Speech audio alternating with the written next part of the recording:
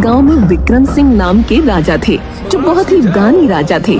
लेकिन उनकी बस एक शर्त थी, वो किसी को भी दान देने से पहले उससे एक सवाल पूछते। अगर कोई उनके सवाल का जवाब दे दे तो राजा उसे मुंह मांगी कीमत देते, लेकिन अगर कोई जवाब न दे पाया तो राजा उसे दान देने से इनकार कर देते।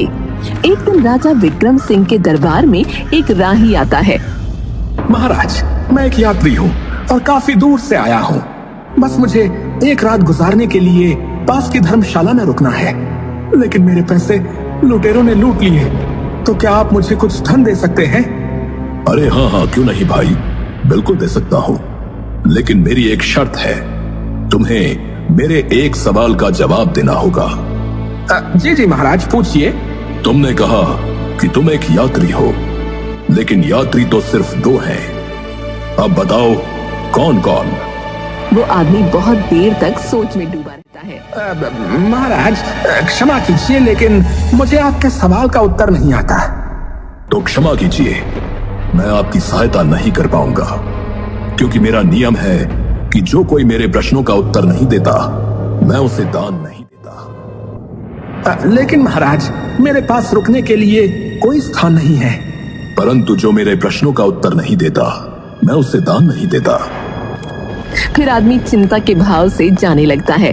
रुकिए, मैं आपको दान नहीं दे सकता, लेकिन आप मेरे महल में एक रात के लिए आश्रय ले सकते हैं। आदमी के चेहरे पर मुस्कान आ जाती है। महाराज की जय हो, महाराज की जय हो। लेकिन महाराज, आपने जो प्रश्न पूछा उसका उत्तर तो बता दीजिए। मेरे प्रश्न का उत्तर था सूरज और चांद। उसी राज्य में किशन नाम का एक ब्राह्मण रहता था, जो कि अपने बीवी बच्चों के साथ रहता था। एक दिन ब्राह्मण बहुत परेशान बैठा हुआ था।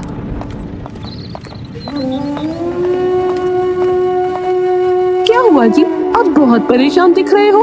क्या करूं भाग्यवान, हमारी बेटी के ब्याह की तिथि नजदीक है, लेकिन अभी तक पैसों का बंदोबस्त नहीं हुआ है। तो परेशान ना हो तो क्या करूं? इसमें परेशान होने वाली कौन सी बात है? हमारे राजा बहुत दानवीर हैं, आप उनसे जाकर कुछ मदद ले लीजिए। वो सब तो ठीक है सुलोचना, लेकिन तुम्हें महाराज की आदत के बारे में तो पता ही है। वो दान देने से पहले प्रश्न पूछते हैं, और अगर उसमें से कोई भी उत्तर गलत हुआ तो वो दान देने से इनकार कर देते हैं। वो तो मुझे पता है, लेकिन मुझे आप पर भी पूरा भरोसा है। आपने इतने वेद पुराण पढ़े हैं, मुझे नहीं लगता कि आप उनके सवालों का जवाब नहीं दे पाएंगे। आप जाइए और उनसे कुछ मदद मांगिए। और हाँ, मैं तो कहती हूँ कि आप अजय और विजय को भी ले जाइए। बात तो तुम्हारी सही मालूम पड़ती है। ठीक है, मैं कल सुबह महाराज के पास मदद लेने हेतु जाऊंगा।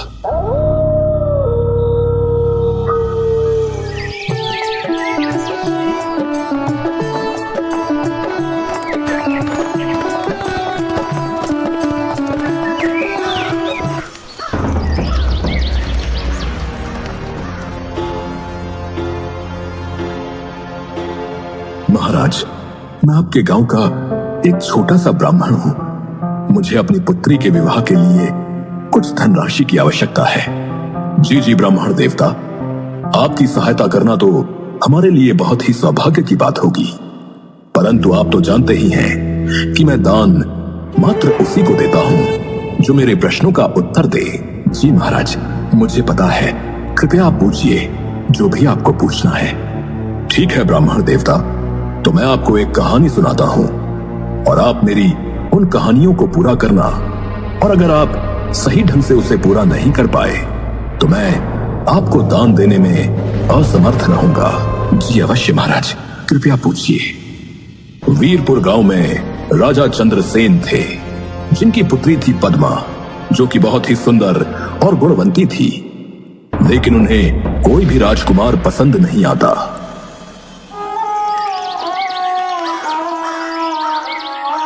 एक दिन राजा अपने कक्ष में परेशान बैठे हुए थे, तभी रानी सुभद्रा वहां आ जाती है।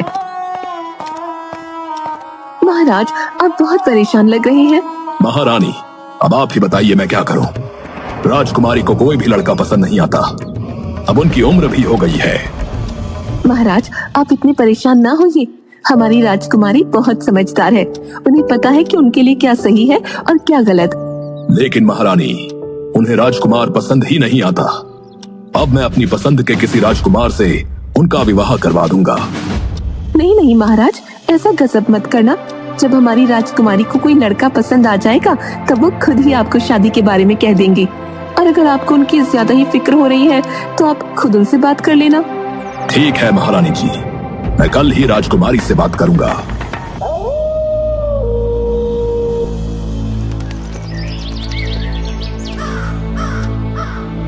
राजकुमारी जी, हमने आपको इतने सारे राज्यों के राजकुमारों से मिलवाया, लेकिन आपको उनमें से कोई भी पसंद नहीं आया।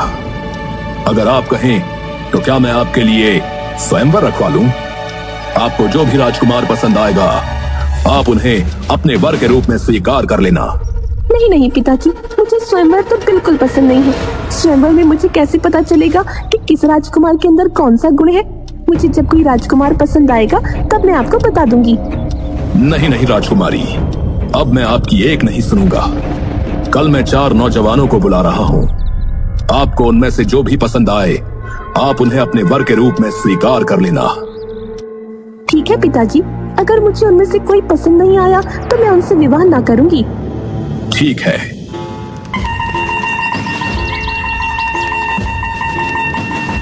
राजकुमारी, ये देखिए, ये हैं 4 राजकुमार। अच्छा, लेकिन इनमें ऐसी क्या विशेषताएं हैं जो मैं उनसे विवाह करने के लिए राजी हो जाऊं? बताइए कि आप में क्या विशेषताएं हैं? महाराज, मैं कपड़ा बेचकर जितना भी धन कमाता हूँ उसका एक हिस्सा मैं देवताओं को चढ़ाता हूँ।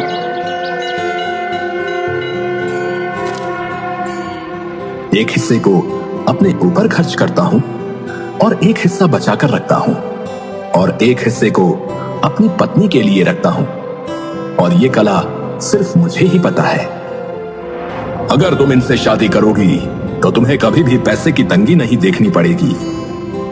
हाँ, अब आप बताइए कि आप में क्या गुण है? महाराज, मैं सभी पशु पक्षियों की बोली जानता हूँ। मैं किसी भी पशु पक्षी की बोली आपको सुना सकता हूँ और समझ भी सकता हूँ। महाराज, मुझे सारे वेदों, उपनिषदों और पुराणों का ज्ञान है। अगर आप चाहें तो आप मुझसे कुछ भी पूछ सकते हैं। अभी उसकी आवश्यकता नहीं है, समय आने पर हम आपकी परीक्षा लेंगे। हाँ बताइए, तुम में ऐसा क्या खास गुण है जो मेरी बेटी तुमसे विवाह करे? महाराज, पशुओं की आवाज निकालना कोई बड़ी बात नहीं और वेद उपनिषदों का ज्ञान भी बहुतों के पास होता है। और पैसों को कैसे और कहां खर्च करना है ये भी बहुत सारे लोग जानते हैं। लेकिन जो मुझ में विशेषता है वो बहुत कम लोगों में देखने को मिलती है। मैं शब्द भेदी बाण चलाना जानता हूं और मेरा निशाना बिल्कुल सटीक लगता है। जहां से भी आवाज आती है मैं वहीं पर बाण चलाता हूं।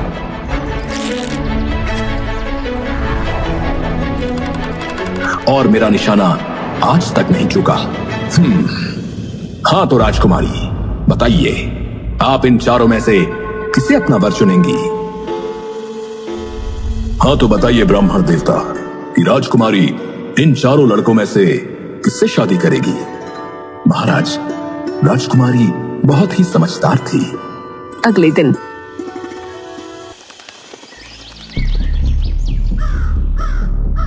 राजकुमारी, आपने कहा था कि आप आज बताएंगी कि आप इन 4 में से किसे अपना वर चुनेंगी। जी पिताजी, मैंने अपना वर चुन लिया है। पिताजी, जो पहले प्रतिद्वंदी है वो शिल्पी है, जो पशुओं की भाषा जानता है वो ज्ञानी है, जिन्हें पुराणों का ज्ञान है वह ब्राह्मण है, पर जो शब्दभेदी बाण चलाना जानते हैं वो एक क्षत्रिय है। तो एक क्षत्रांगिनी का विवाह भी क्षत्रिय से होना चाहिए। राजा अपनी पुत्री की बुद्धिमत्ता को देखकर बहुत खुश हो जाते हैं और उनका विवाह चौथे लड़के यानी जो क्षत्रिय था उनसे करवा देते हैं। वाह, अति उत्तम। ब्राह्मण देवता मान गए आपके ज्ञान को। हाँ तो अजय, अब तुम्हारी बारी। मानिकपुर गांव में रमन नाम का एक किसान अपनी बूढ़ी मां के साथ रहता था। वो दिन भर खेती मजदूरी करके गुजारा करता था।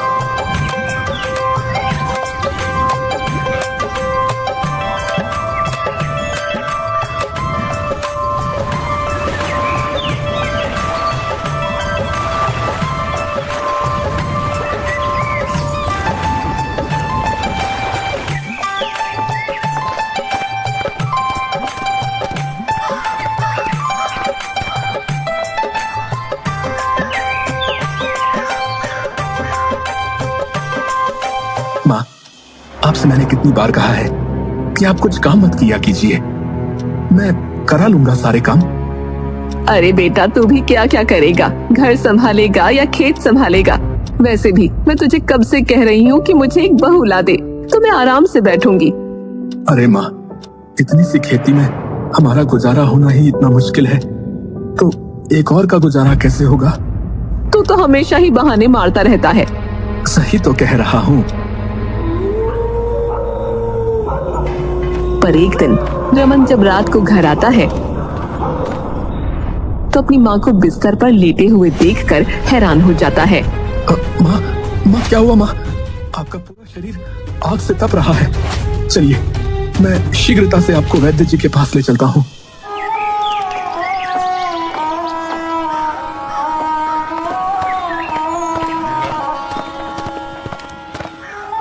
वैद्य जी, देखिए ना, मेरी माँ बहुत ज्यादा ज्वर में है। बेटा, अभी तो मैंने इन्हें औषधि दे दी है, लेकिन इनका उपचार मुझसे नहीं होगा। तुम एक काम करो, शहर जाकर किसी अच्छे से डॉक्टर को अपनी माँ को दिखाओ।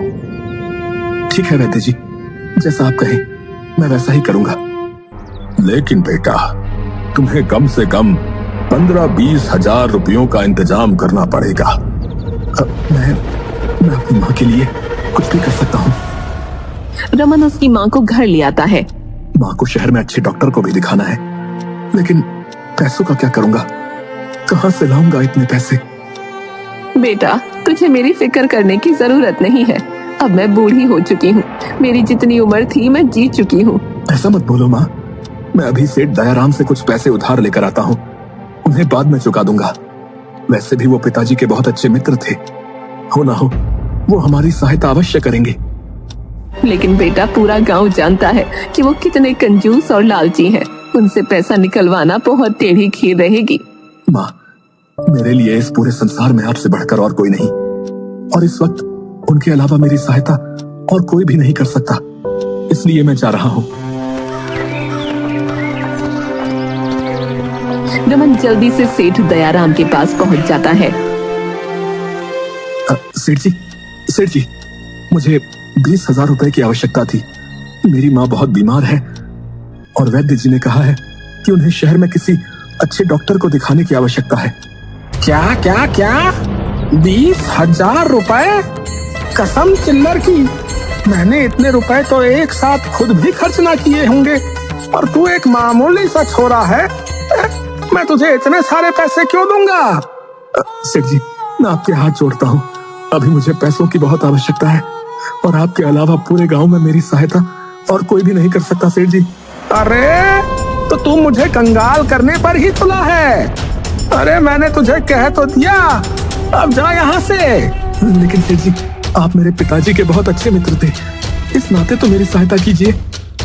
अच्छा ठीक है, मैं कर दूंगा मदद, लेकिन मेरी भी एक शर्त है। मैं तुम्हें पैसे तभी दूंगा जब तुम मुझे एक कागज में आग और दूसरे में हवा ला कर दोगे। अगर तुमने मुझे वो ला दी तो मैं तुम्हें पैसे दे दूंगा, पर अगर तुम ना ला पाए तो फिर मुझसे मदद लेना भूल जाना भाई। ठीक है सेठ जी। रमन दौड़ता हुआ अपने घर जाता है। क्या हुआ बेटा? क्या कहा सेठ जी ने? मना ही किया होगा। मुझे पता ही था कि वो सेठ एक नंबर का कंजूस है। नहीं माँ, सेठ जी ने पैसे देने के लिए हाँ कर दी है, परंतु उनकी एक शर्त है। शर्त? मुझे तो पता ही था कि वो सेठ बहुत चालाक है। वो हर मुमकिन कोशिश करेगा पैसे देने से बचने की। वैसे क्या शर्त रखी है उस सेठ ने? माँ, उन्होंने कहा है कि मुझे वो पैसे तभी देंगे जब मैं एक कागज में हवा और दूसरे कागज में आग लेकर जाऊंगा। उस समय तो मैंने हाँ कर दी, लेकिन अब मेरी समझ में ये नहीं आ रहा है कि मैं उन्हें कागज में हवा और आग कैसे दूं। अरे तो मैं तुझे बताती हूँ। हाँ तो अजय, अब तुम मुझे बताओ कि रमन एक कागज में हवा और दूसरे कागज में आग कैसे लेकर जाएगा? अभी बताता हूँ महाराज। यशोदा एक कागज का पंखा बनाती है और रमन को दे देती है। जब तू इस कागज को हिलाएगा तो तुझे हवा मिलेगी। हवा तो ठीक है, लेकिन मैं कागज में आग कैसे लेकर जाऊंगा? अगर इस कागज में आग रखी तो ये तो पूरा ही जल जाएगा। रुक जा, उसका भी इलाज है मेरे पास। फिर यशोदा जल्दी से कागज का कंदील बनाकर रमन को दे देती है। ये ले रमन, इस कंदील में तू आग भर कर ले जा सकता है। रमन बहुत ही खुश होकर दयाराम के पास पहुंच जाता है।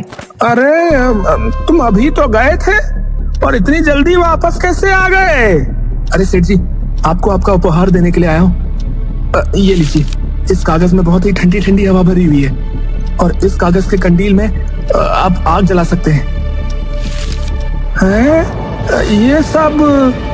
अरे सेठ जी, अब ज्यादा सक पकाइए मत। आपको आपका उपहार मिल गया तो कम से कम अब तो मुझे 20,000 रुपए की उधारी मिल सकती है ना। जितनी जल्दी हो सकेगा मैं लौटा दूंगा। सेठ को रमन को पैसे देने पड़ते हैं। धन्यवाद सेठ जी।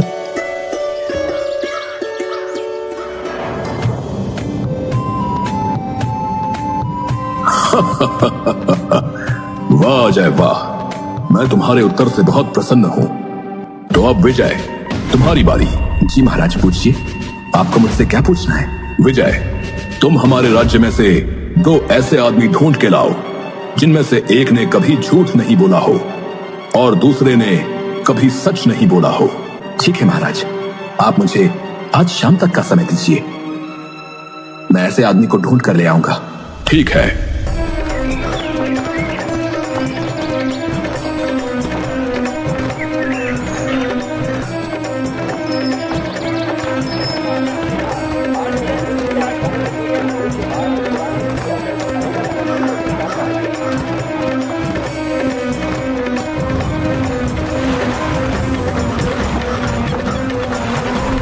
विजय एक आदमी को अपने साथ लेकर आता है।